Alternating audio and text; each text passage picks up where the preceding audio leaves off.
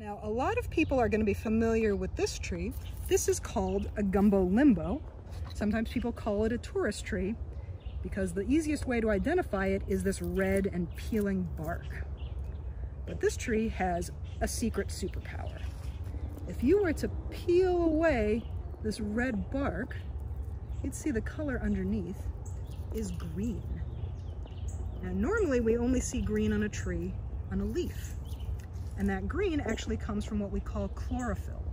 It's the part of the plant that they used to make food from sunlight. So this tree can actually use its bark to do the same job as the leaves. Now, when that comes in handy, if any of you were around for Hurricane Irma, think back to what the trees around you look like. Almost all of them either had dead leaves or no leaves at all. Most trees in that situation have to rely on whatever nutrients that they have already stored in their bodies to keep them alive until they can grow new leaves. The Gumbo Limbo, on the other hand, can keep making food with that photosynthetic bark. So even though it might have no leaves left at all, it'll do just fine producing enough food for itself to survive until it can regrow its leaves. Now, in a hurricane, a tree runs a very big risk of falling over. That's why we have a lot of trees around here that are called these buttonwoods that are very easy to knock over, but very hard to kill. So this tree has been knocked over more than once by hurricanes in the past. You can see over here where its roots originally connected with the ground. But this tree has kept growing long since then.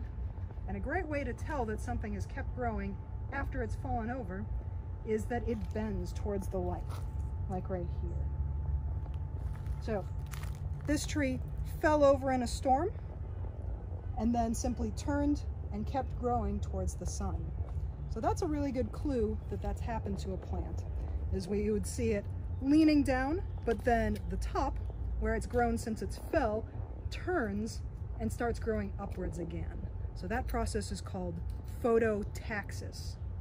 Photo is light, taxis is movement, so it's moving towards the light. Prop roots are things that we find on trees like different species of fig. So here we have what we call a strangler fig, and you can see it's got numerous prop roots growing from its main body that then anchor into the ground. And one of the ways that a prop root can help a tree is it can stabilize it in a hurricane, a storm with high winds. The best way to think about that is to imagine balancing on one leg and then think about what would happen if someone were to give you a push. Compare that to if you were standing on your two legs. Would it be easier or harder for someone to push you over? What about if you had your hands on the ground as well? So the more places where a tree is anchored into the ground, the harder it will be for that tree to fall over in a hurricane or in a storm.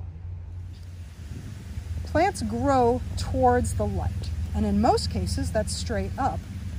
But sometimes in, for example, a densely forested environment, up is not always where there's the most sun. So plants can grow towards, say, a clearing in the light. Maybe another tree has fallen and has opened up some space, and you'll see plants bending as they grow. So here at the botanical garden, we don't have a clearing made by a fallen tree, we have a courtyard. So there is dense forest on all sides of these courtyards where it would be harder for a plant that's growing to get sun. So what you see is all around us, the trees are growing towards the open space, towards where they're able to get the most sunlight and not have to worry about a competitor.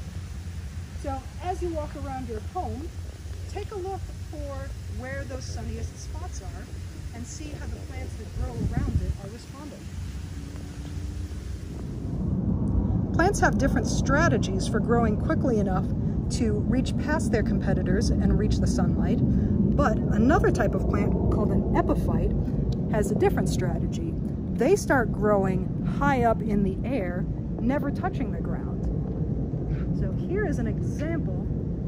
This epiphyte is growing on the trunk of a palm tree. And you can actually see by the smaller one underneath it, those are its roots attaching it to the tree. So they can draw some nutrition from the tree itself. But they never have to worry about being overshadowed by a competitor since they start growing so high in the sky already. Now, it may seem counterintuitive considering all of the sun that we're known for in the Keys, but a plant growing in a forested area is going to have a lot of challenges getting past its competitors and getting enough sun to survive. So this plant here is called a limber caper. And if you imagine a plant growing underneath it, it would really be challenged to have enough sun. But plants like vines have a shortcut. They can actually climb up a plant, use it like a ladder, and use it to reach the sun. So if you look carefully, this is actually a whole separate plant called a Corky stem passion flower. And you can see it uses these little coiled up little stems to help it climb straight up. So even though it started growing underneath this plant, it got a fast track to reaching the sun by using the plant around it. And now it's got plenty of sun to help it survive. So thick waxy leaves can help a plant trap the moisture that it's gathered inside of it inside those leaves and not let it evaporate. So this is an autograph tree. You can see it gets its name by, if you scratch your name onto it, it lasts for up to 2 or 3 years. But these leaves are also very thick and not very flexible. When I touch them, it feels almost like they're coated in wax. So that wax coating does a great job of sealing all of that moisture inside the plant. Spines instead of leaves, like this cactus here, can be very useful for defending a plant from predators, but they can also be very helpful in keeping a plant alive during a drought. Plants lose water from their leaves by evaporation, but in this cactus, these leaves are actually their spines. So as you might imagine, very little water is lost from a spine. So here is an example of a plant with fuzzy leaves. This is called a sea lavender, and it grows right on the coast. So they're fuzzy because they're actually covered with many, many tiny hairs. One clue that might help you find your own fuzzy leaf plant is a lot of times they look silver. Now this helps a plant because these little hairs can actually absorb moisture from the atmosphere. It doesn't need to be raining for there to be humidity and moisture in the air. So this acts almost like a towel, soaking up that humidity and helping keep the plant hydrated.